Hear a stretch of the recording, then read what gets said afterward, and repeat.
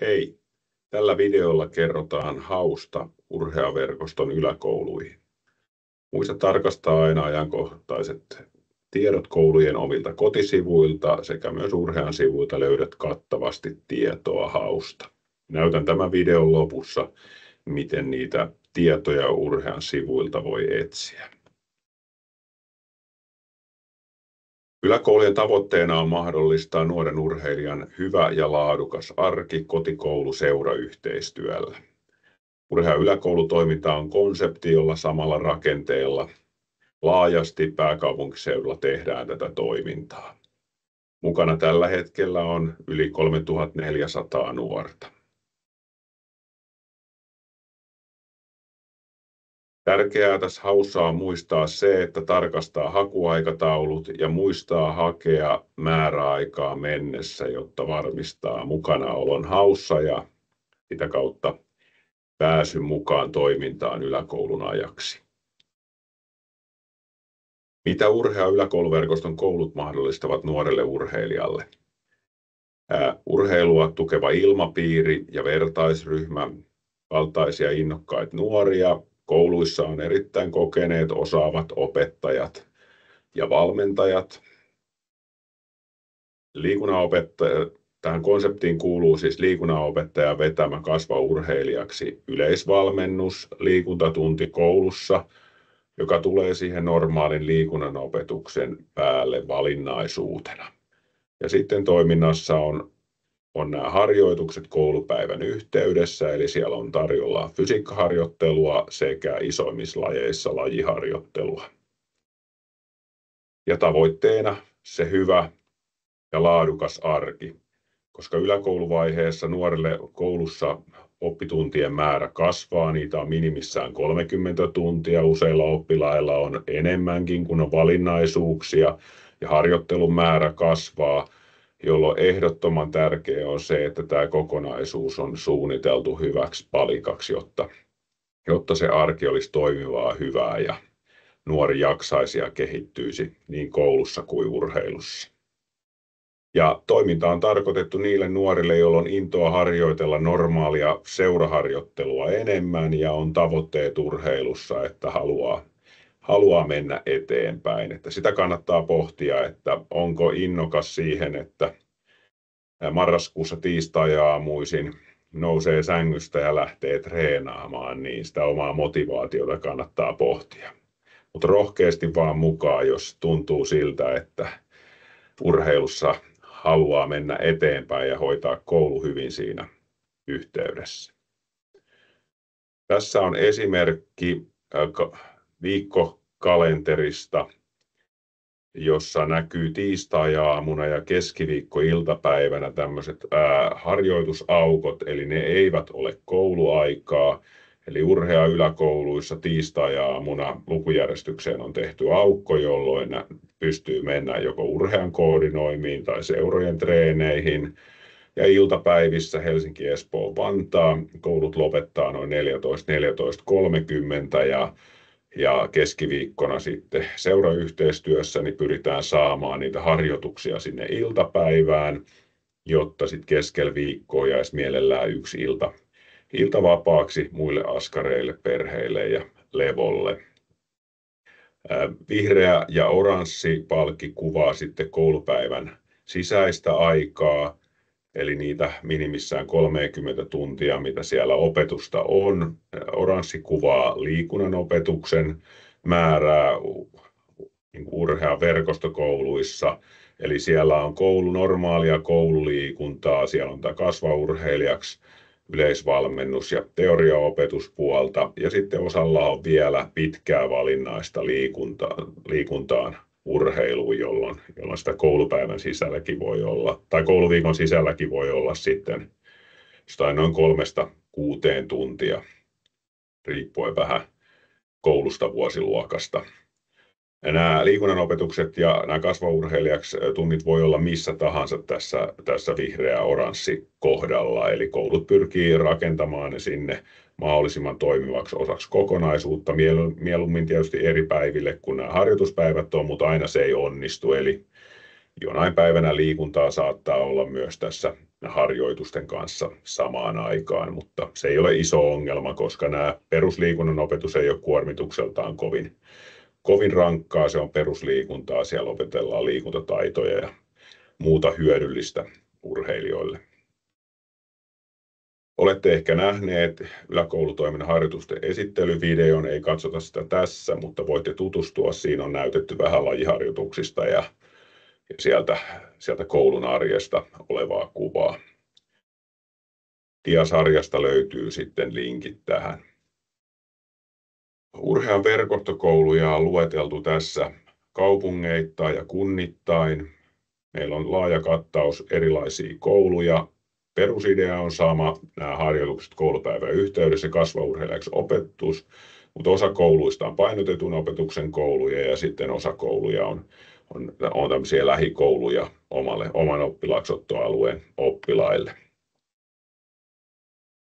Hausta sen verran, tässä on nyt tärkeitä päivämääriä, eli Helsingin painotetun opetuksen kouluihin näkyy hakuaika tuossa, eli 16. tammikuuta pitää viimeistään olla haku sitten Wilma-lomakkeella sisällä. Koulut pitää tässä marraskuussa ja joulukuun puoleen väliin asti näitä infotilaisuuksia, minne kannattaa mennä kuuntelemaan. Siellä kerrotaan yleisesti koulun toiminnasta ja sitten näistä koulujen painotuksista. Siellä voi kysyä suoraan sitten vastuuhenkilöiltä näistä asioista. Espoossa hakuaika aukeaa sitten 8. päivä tammikuuta ja 15. päivä loppuu.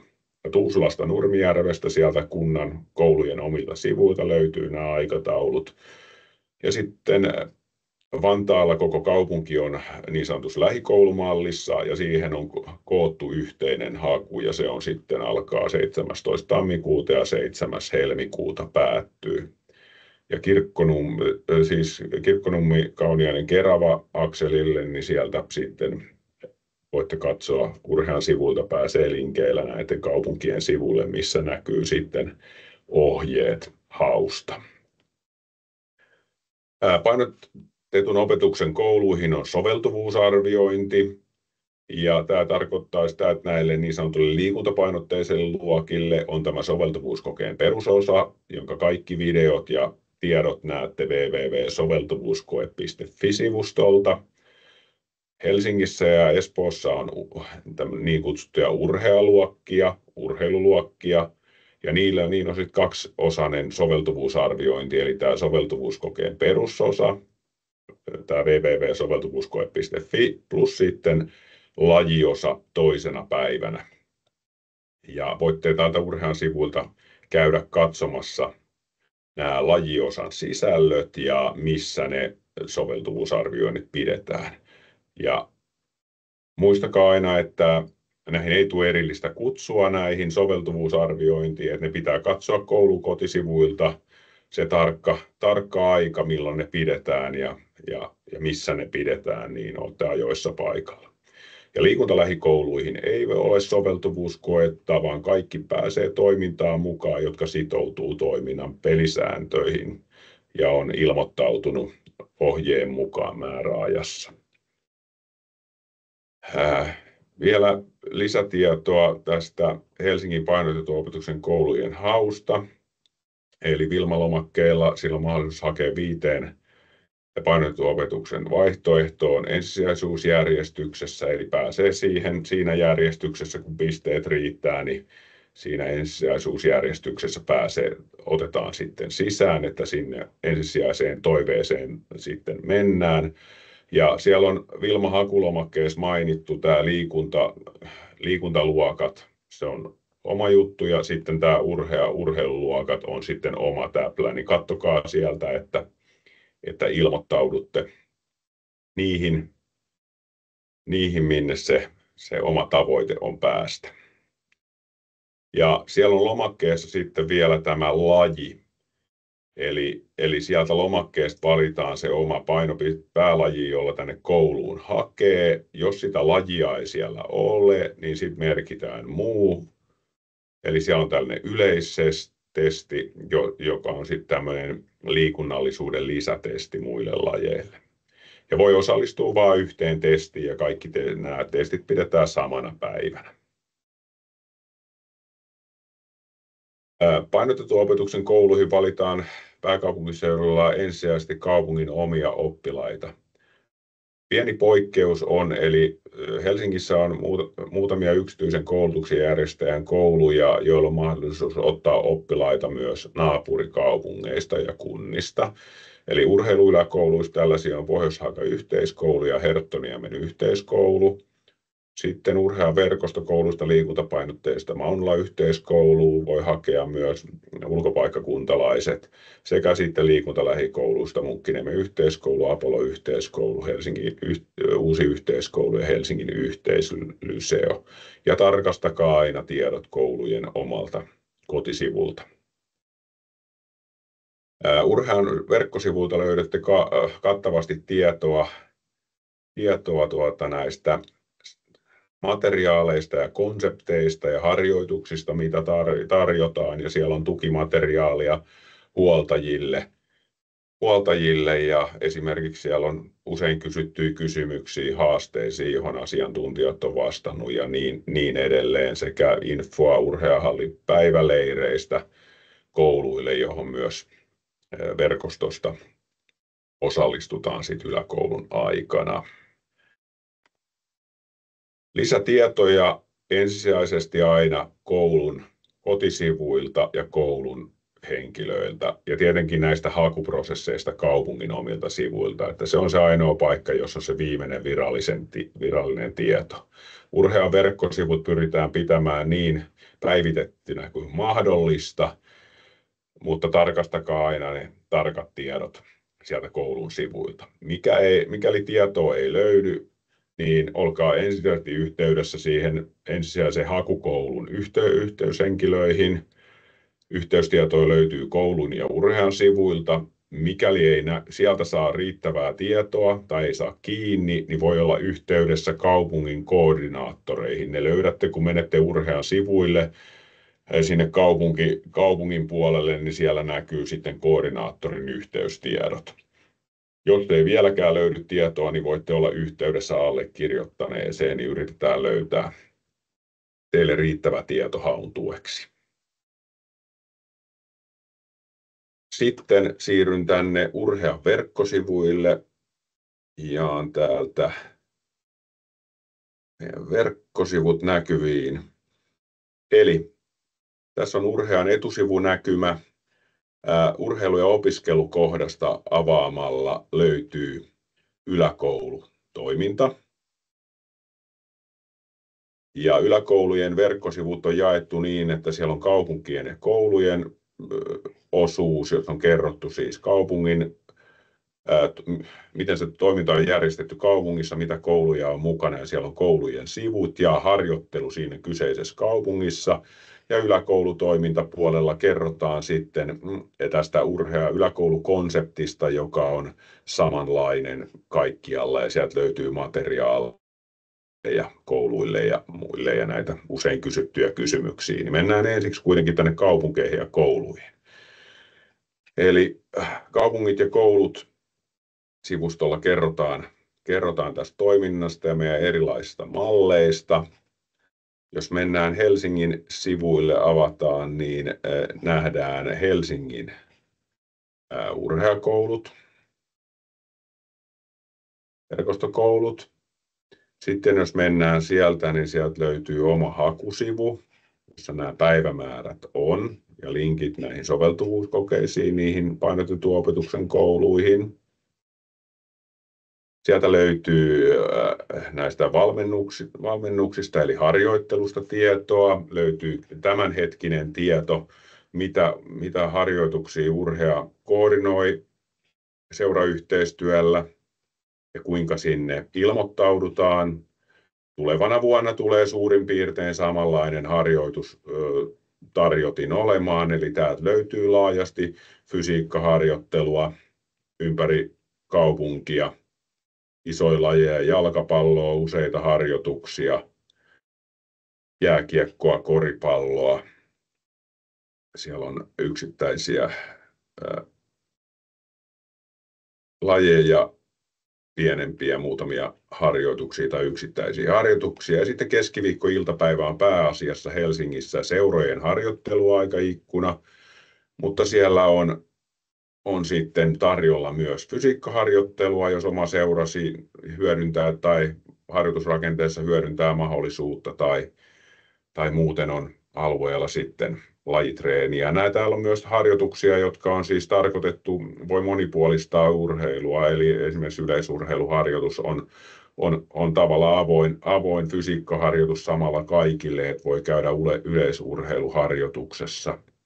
Tai jos on vaikka pelannut kakkoslajina jotain toista lajia ja tällä hetkellä ei pysty muuten sitä harrastamaan, niin sitä pystyy urhean kautta harrastamaan. Ja mainittakoon täältä vielä esimerkiksi mielenkiintoista on nämä fysiikkaharjoitukset lähellä omaa koulua ja meillä on myös telinevoimistelu saleissa fysiikkaharjoittelua ammattitelinevoimisteluvalmentajien johdolla niin sitten muiden kuin telinevoimistelun urheilijoille, kaikkien lajien urheilijoille. Sitten hypätään täältä sitten tähän yläkoulutoiminnan yleiseen, eli tämä yleinen hakuohje, olette saattanut täältä käydä hakemassa, niin täällä on tämä diasarja. Täällä on myös käännettynä, meillä on ruotsinkieliset verkkosivut ja meillä on käännettynä automaattikäännöksenä niin muutamalle suurimmalle kielelle. Ja tämä kyseinen infovideo on täällä myös. Sitten mennään tähän. Täällä on kerrottu Kasva urheilijaksi -oppisisällöstä. Materiaalipankista löytyy sitten oppilaille ja huoltajille lisäinfoa. Täällä on tarkempaa tietoa tästä Kasva urheilijaksi -yleisvalmennuksesta, oppikirjoista, joita käytetään, urheilijasopimuksesta, joka tehdään. Ja huoltajille on tämmöinen opas, Kasvata urheilijaksi -opas, joka on hyvä niin varmasti selata ja lukasta siihen, että kuinka nuorta voi tukea yläkoulun aikana. Sitten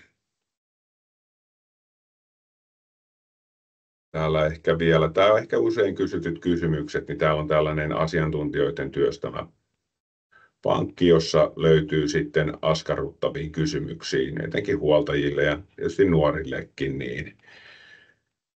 niin jos tulee haasteita, niin täältä on ehkä hyvä katsoa tietoa ja miten mennä siitä eteenpäin.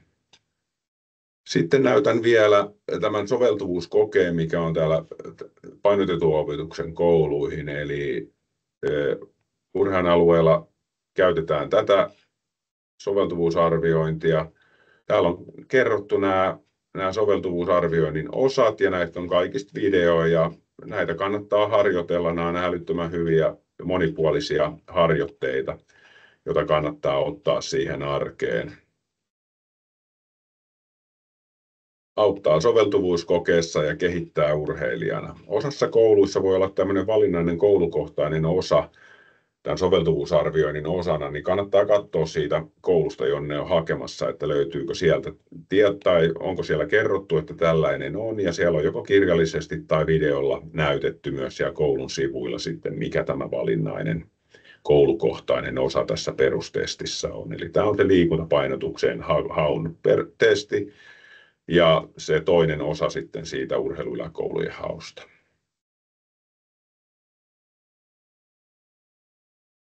Toivottavasti saitte tästä riittävän infon haun tueksi.